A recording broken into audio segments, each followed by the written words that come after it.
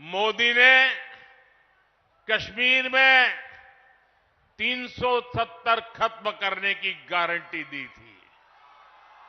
नतीजा क्या हुआ? नतीजा क्या हुआ? 370 गई कि नहीं गई? गई कि नहीं गई? ये बाबा साहब आंबेडकर के संविधान की बातें करते हैं, लेकिन ये इंडी गठबंधन वाले जवाब दें। इतने साल आपने राज किया, संविधान के नाम में गीत गाते रहते हो, लेकिन आपने जम्मू कश्मीर में बाबा साहब आंबेडकर का संविधान लागू नहीं होने दिया था। ये मोदी है जो बाबा साहब आंबेडकर के संविधान को जम्मू कश्मीर की धरती पर भी ले गया, इतने सालों के बाद ले गया। और आप कमाल देखिए, कांग्रेस के राष्ट्रीय अध्यक्ष, छोटा पद नहीं है, उन्होंने अभी भाषण किया। उन्होंने ये कहा, और वो कहीं शायद राजस्थान में बोल रहे थे, उन्होंने कहा कि भाई यह राजस्थान में आकर के 370 का क्या लेना देना, मोदी यहां आकर के 370 की बात क्यों करता है। ये सुनकर के मुझे बहुत शर्म आई। दोस्तों, क्या जम्मू कश्मीर हमारा है कि नहीं है? जम्मू कश्मीर हमारा है कि नहीं है? कांग्रेस समझ ले, सुन ले, इसी कश्मीर की रक्षा के लिए मेरे बिहार के अनेक नौजवानों ने मातृभूमि के लिए सबसे बड़ा बलिदान दिया है। कितने ही वीर जवान तिरंगे में लपट करके लौटे हैं कश्मीर को बचाने के लिए। आप ये कहते हो राजस्थान की धरती पर भी इतने ही वीर परिवार हैं जिनके बेटे मातृभूमि में कश्मीर की रक्षा करने के लिए शहीद होकर के लौटे हैं। आप ये कह रहे हैं कि हिंदुस्तान के उस कोने को क्या लेना देना, उस कोने को क्या लेना देना। ये टुकड़े टुकड़े करने वाली गैंग का प्रताप है कि ये लोग ये भाषा बोलने लगे हैं। क्या ऐसी भाषा बोलने वालों को माफ किया जा सकता है? क्या शहीदों का अपमान सहन किया जा सकता है? भाइयों बहनों, मोदी ने 3 तलाक को खत्म करने की गारंटी दी थी। नतीजा क्या हुआ? 3 तलाक जैसी महिला विरोधी कुप्रथा खत्म हो गई। मोदी ने भारत को आंख दिखाने वालों को सबक सिखाने की गारंटी दी थी। नतीजा, जो भारत को आंख दिखाते थे, अब वो आटे के लिए भटक रहे हैं। मोदी ने गारंटी दी थी कि अयोध्या में रामलला का भव्य मंदिर बनेगा। आज अयोध्या में भव्य राम मंदिर का शिखर आसमान छू रहा है। जो 500 वर्षों में नहीं हो पाया, जिस राम मंदिर के निर्माण को रोकने की कांग्रेस और आरजेडी ने बरसों तक कोशिश की, वो राम मंदिर बनकर तैयार हो गया। और ये देखिए, चलो भाई, देशवासियों ने चंदा दिया, 1 रुपया, 5 रुपया, 500 रुपया, 1000 रुपया, देशवासियों के पैसे से राम मंदिर बना है। सरकारी तिजोरी से राम मंदिर नहीं बना है, देशवासियों ने बनाया है। इनकी क्या दुश्मनी है इस देश के लोगों से? इनकी क्या दुश्मनी है प्रभु राम से? इनकी क्या दुश्मनी है अयोध्या से? उनकी क्या दुश्मनी है हमारी विरासत से कि राम मंदिर बन गया तो बोले हम उसके प्राण प्रतिष्ठा में नहीं जाएंगे, विरोध किया। क्या ये शोभा देता है क्या? शोभा देता है क्या? इतना ही नहीं, इनके मन में इतना जहर भरा है कि उनकी पार्टी के कुछ लोग राम मंदिर प्राण प्रतिष्ठा में आ गए तो उनको 6 साल के लिए पार्टी से निकाल दिया। जरा रामनवमी आ रही है, ये पाप करने वालों को भूलना मत भाइयों बहनों, भूलना मत।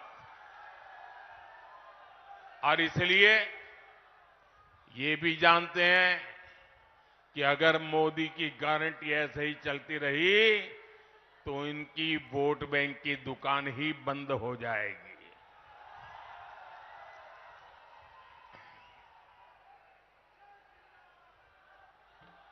और इसलिए ये लोग मोदी की गारंटी का विरोध कर रहे हैं।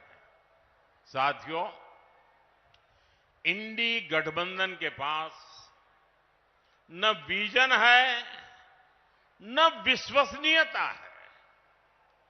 दिल्ली में जो लोग एक साथ खड़े होते हैं, अलग अलग राज्यों में वही एक दूसरे को गाली देते हैं।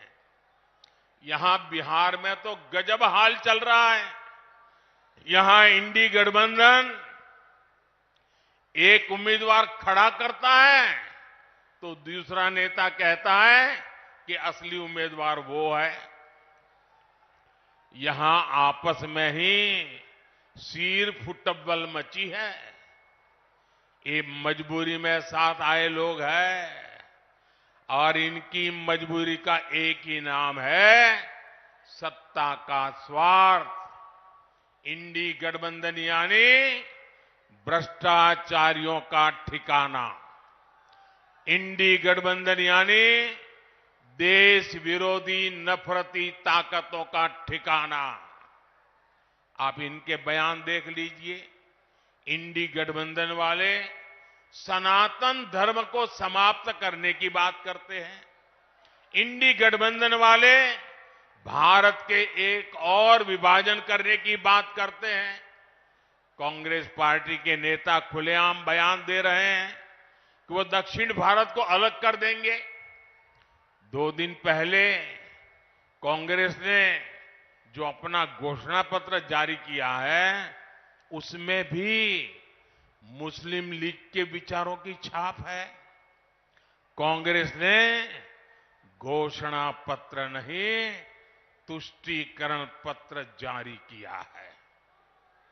साथियों, पूरे देश में चुनाव की हलचल बढ़ रही है, लेकिन ऐसा चुनाव है जिसमें विपक्ष के लोग गठबंधन बनाकर भ्रष्टाचारियों को छुड़ाने की रैली तो कर रहे हैं।